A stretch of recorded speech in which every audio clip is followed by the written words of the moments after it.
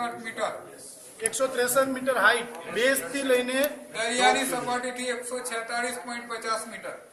Okay height from the sea level sea level height from the sea level 149. 149 height from the sea level 149 તમે railway track પર જાઓ 146 146.50.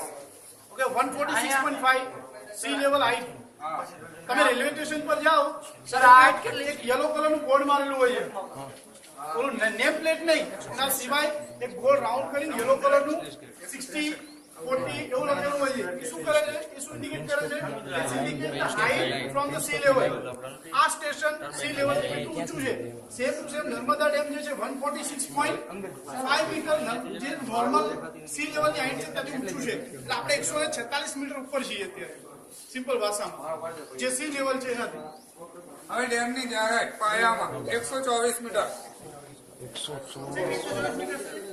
જાડાઈ ડેમની પાયાની જાડાઈ અને ટોપ પર 9.27 મીટર ટોપ પર, એટલે પિરામિડ જેવો આખો ડેમ છે.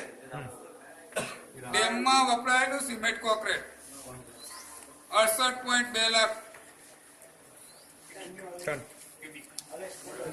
Cubic metre. પૃથ્વીના ફરતે કોન્ક્રીટનો રસ્તો બની જાય એટલું કોન્ક્રીટ આ ડેમમાં વપરાયેલું છે. થેલી પ્રમાણે ગણીએ તો 300 કરોડ સિમેન્ટની થેલી અને 65,000 ટન લોખંડ. ડેમમાં આવેલી ઇન્સ્પેક્શન ગેલેરી 4 જગ્યાએ છે, 10 મીટર પર, 22 મીટર, 68 અને 98.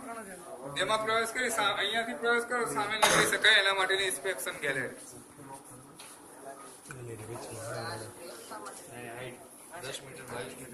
આપણે જે 22, 68 અને 98 ઇન્સ્પેક્શન.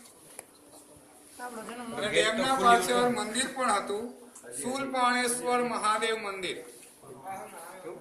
શૂલપાણેશ્વર મહાદેવ મંદિર ડેમથી 5 કિલોમીટર જ આગળ હતું, ગુજરાત અને મહારાષ્ટ્ર બોર્ડર નજીક. એ મંદિર અત્યારે પૂરેપૂરું ડૂબમાં છે. એના મંદિર નવું અહીંયા બોરા ગામ ખાતે નવું બનાવી આપેલું છે 57 લાખના ખર્ચે. ડેમમાં ટોટલ જે ગામડા ડૂબમાં ગયા અને ખસેડા એ ગામડા 248, એમાં ગુજરાતના 19 ટોટલ, 36 મહારાષ્ટ્ર, 193 મધ્યપ્રદેશ. એટલે એ લોકોને 57% વીજળી, ગુજરાતને 16%, 27% મહારાષ્ટ્ર. પણ પાણી જે નર્મદા કેનાલમાં જાય એમાં ગુજરાતમાં અને રાજસ્થાનમાં 2 જગ્યાએ પાણી મળે.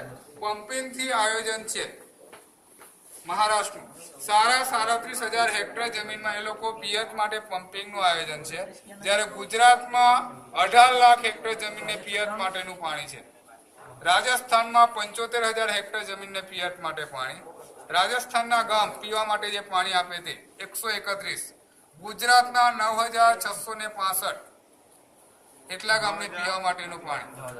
9,665, 135 નાના મોટા શહેર અને 131 જળાશય અને નદીમાં પાણી ગુજરાત.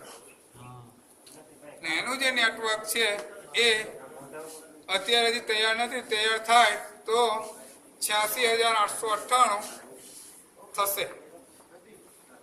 થયું નથી, હજી પૂરું કામ ચાલુ છે. 86,898 kilometre network, canal network. Main કેનાલની એકલી લંબાઈ ગણીએ તો અહીંયાથી કચ્છ સુધી 458 કિલોમીટર અને રાજસ્થાનમાં 74 એટલે ટોટલ 532 કિલોમીટર લાંબી નર્મદા કેનાલ બનાવેલી છે. રાજસ્થાનમાં 74, 74. બેસ્ટ તો ફૂલી ઓટોમેટિક હશે ને ઓપરેટિંગ. રાજસ્થાન, મહારાષ્ટ્રમાં ખાલી જમીન પિયત માટે પાણીનું આયોજન છે પમ્પિંગ થી. ગેટ ઇલેક્ટ્રિક મોટર મૂકેલી છે બધા ત્યાં કઈ માણસ નાખો. અને હવે ખાસ એક વસ્તુ જે છે ખાસ જોવા માટે તમારે જુઓ ઉપર બે થાંભલા છે ને મોટા 110 મીટર ઊંચા છે.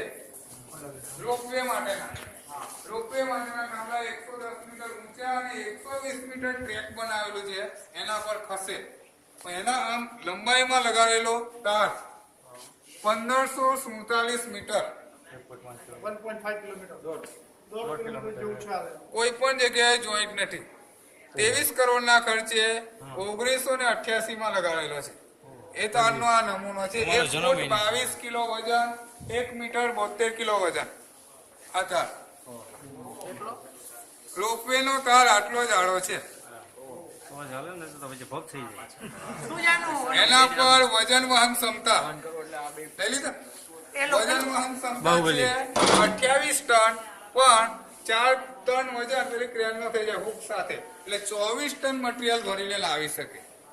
ને આ જે આખો ડેમ છે એમાં જે કોન્ક્રીટ બનાવીને નાખ્યું એમાં -13.4 સેન્ટીગ્રેડ ઠંડુ મટીરિયલ, એટલે પાણી નથી નાખતા, છીનેલો બરફ નખાય. ઝડપથી વાહન માટે આ રોપવે છે. જ્યારે કોન્ક્રીટ ભરીને લાવે તો 2000 ચોરસ ફૂટનું મકાનનું સ્લેબ લાગી શકે એટલું કોન્ક્રીટ એક વખતમાં આવી જાય. ચાલો, વાયરનું બાજુ બોલો ને. વાયર 1547 મીટર લાંબો વિધાઉટ જોઈન્ટ. ક્યારે? ઉંચકવાની ક્ષમતા 28 ટન, વહન ક્ષમતા 28 ટન. ફૂટમાં કેટલું કીધું? ફૂટનું 1 ફૂટ 22 કિલો, 1 ફૂટ 1 મીટર એ 72 કિલો, 22 કિલો વેટ. મીટરનું 72. મટીરિયલ કયું? હા, લોખંડનો ઢાળ છે. અને હવે 1/1/2015 સુધીનો નર્મદા યોજનાનો ખર્ચ અને હજી જે ચાલુ છે તો આવશે ત્યારે કહીશ, પણ 2001 સુધી 2015 સુધી 1/1/2015 સુધીમાં ટોટલ આવ્યું 39,240 કરોડ 45 લાખ. 240 કરોડ 45 લાખ. સામે જે સ્ટેપ પાડેલા છે ને ત્યાં કોન્ક્રીટ નું સુકામ બનાવેલું છે તો ઝડપથી પાણીનો નિકાલ ઓક્ઝિલરી ગેટ એ બાજુ સ્લુઇસ આમાં જોઈ લો. પેન સ્ટોક પાઇપ ટર્બાઇનમાં પાણી નીચે ઉતરે. સામે ઉપરની સીડી ને અહીંયા નીચે સીડી છે જો ઝાડ પાસે, ત્યાં એક જ પાઇપ દેખાય, બાકીના આ બાજુ 5 છે. પેન સ્ટોક જાય છે, બીજા 5 આવ્યા છે. હા, અને એનું પાણી અહીંયા નીકળે ઓપન કલેક્શન. પૂરા નીચે જો ભૂરા કલરનું દેખાય ત્યાં નીચે ઓપન કલેક્શન પુલ છે. પછી આપણા નીચે થઈને પાણી નર્મદા નદીમાં નીકળે. પાછળ ટેલ રેસ બનાવેલી છે. આ સ્પીલવે ઉપર પછી અંદર જો ઓલા હોલ છે ઈ શું છે? ડેમ હોય ને ડેમ પછી આવે સ્પીલવે પછી આવે પેન્સ્ટોકમાં નીચે ઓવરફ્લો થાય ને ત્યારે ઉપરનો શીટ જો આમ છે આ વસ્તુ. જ્યારે પણ ડેમ તમારો ઓવરફ્લો થશે ત્યારે પ્રોબ્લેમ નહીં થશે કે આ પાણી આમ આવે છે, બરાબર. જો સ્પીલવે નહીં હોય તો પાણી સીધું આમ કરીને આમ પડશે એટલે ડેમની અને જે પાણી પડે છે એ બંને વચ્ચે ગેપ પ્રોડ્યુસ થાય છે, અને ગેપ પ્રોડ્યુસ થાય છે એમાં નેગેટિવ પ્રેશર ક્રિએટ થાય, બરાબર. અને એ નેગેટિવ પ્રેશરના કારણે પાણી જે છે એ ધસીના ડેમની વોલ ઉપર આવે અને ડેમને અંદરની તરફ ખસેડે, ડેમેજ કરે. તો એ નો થાય, એ નેગેટિવ પ્રેશર નો ક્રિએટ થાય એના માટે ત્યાં હોલ મૂકેલા છે. અલ્ટિમેટલી તમારું પાણીનો નિકાલ થઈ જાય અને એરનું વેન્ટિલેશન પ્રોવાઈડ કરી શકે. એટલે નેપી કહેવાય, નેપી એને કહેવાય નેપી એરિયા કે જ્યાં નેગેટિવ પ્રેશર ક્રિએટ. ફ્રી નેપી